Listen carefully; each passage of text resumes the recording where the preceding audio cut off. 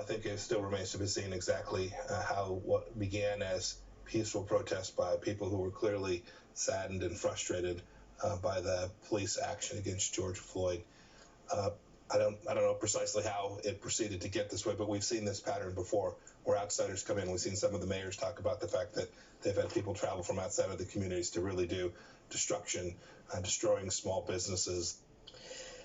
So questions are growing about whether outside agitators are instigating violence across the country as peaceful protests get overshadowed by chaos and looting, leading more than 24 states to activate the National Guard to help deal with any more mayhem.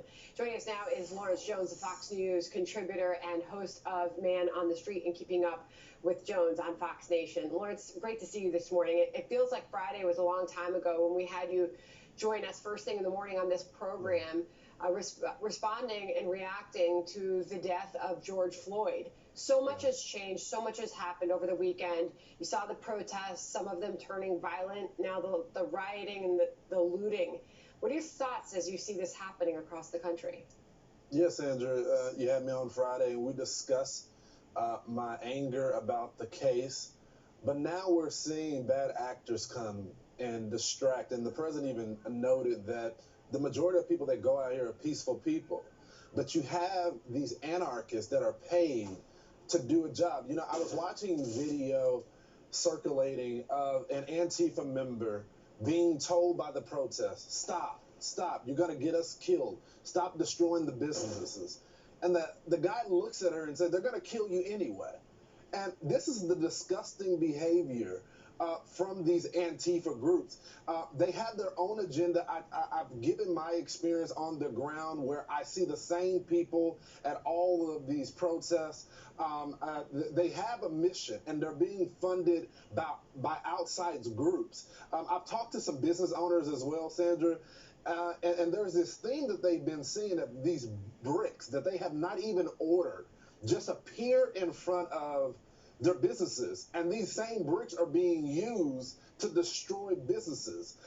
And so, you know, I don't understand what the law enforcement officers are doing in these cities right now, because if you go online, you can track their behavior. They need to separate them from the peaceful people. If you throw something, if you set something on fire, they need to move in and put them in custody. Because if we don't get control of this, it's going to be actually, we're there. It's full-blown anarchy right now.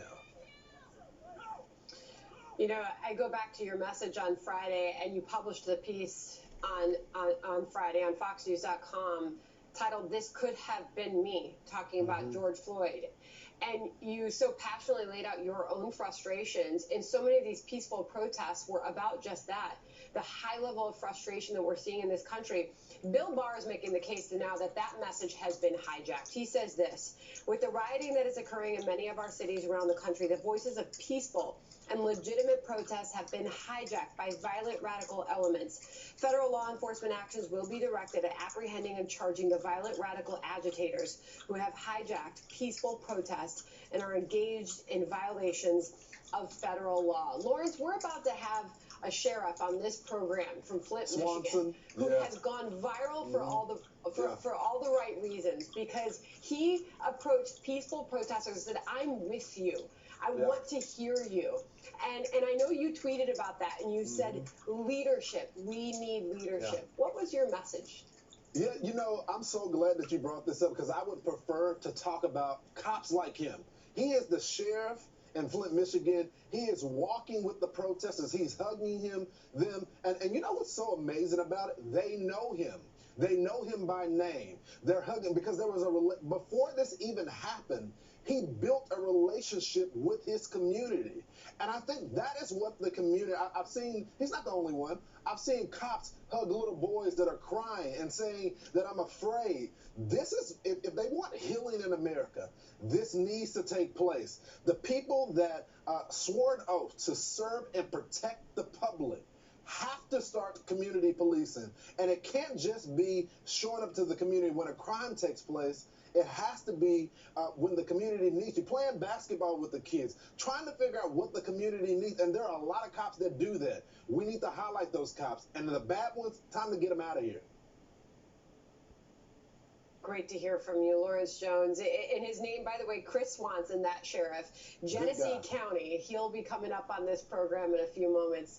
Really appreciate you coming on, Lawrence. Great to see you. Thanks, Sandra.